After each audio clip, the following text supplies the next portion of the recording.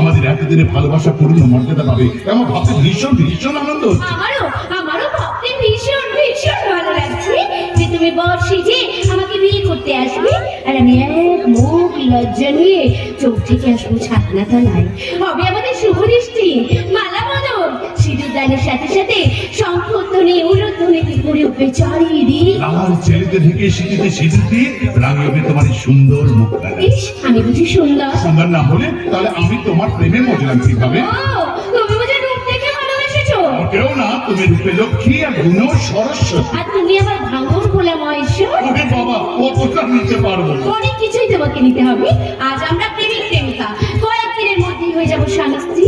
তারপর স্ত্রীর প্রতি যা যা কর্তব্য সব তুমি পালন করবে। সমস্ত দায়িত্ব কর্তব্য অক্ষরে অক্ষরে পালন করবো। তুমি আমার পরিবর্তন থেকে একেবারে অবাক হয়ে যাবে। কি পরিবর্তন শুনি? প্রত্যেকদিন সকালে ঘুম থেকে উঠে সোজা বাজার থেকে তাড়াতাড়ি বাড়ি ফিরে এসে স্নান করে রেডি হয়ে অফিস, আর অফিস থেকে সন্ধ্যের মধ্যে বাড়ি ফিরে এসে দেখবো সুন্দর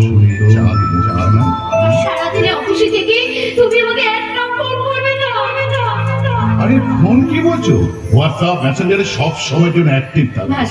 ভাস্কর বলছিলাম কি বিয়ের পরে আমাকে একটা দামি ফোন গিফট করবে ভাস্কর, কারণ তখন তো আর বাবার কাছ থেকে কিছু চাইতে পারবো না। চাইবে কেন? তোমার চাওয়া পাওয়া তো আমি পূরণ করে দেবো। জানি তো ভাস্কর, সেই আশাতেই তো তোমার হাত ধরে পথ চলবো বলে প্রতিজ্ঞা করেছি। কি জানো ভাস্কর, ছোট থেকে সৎ মায়ের লাঞ্ছনা গঞ্জনা সহ্য করে আমি বড় হয়েছি গো।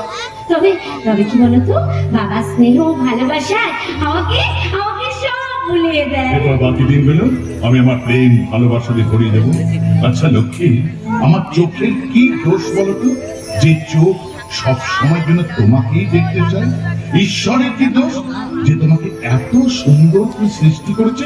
আমার মনের কি দোষ যে মন শুধু তোমাকেই ভালোবাসতে চায়?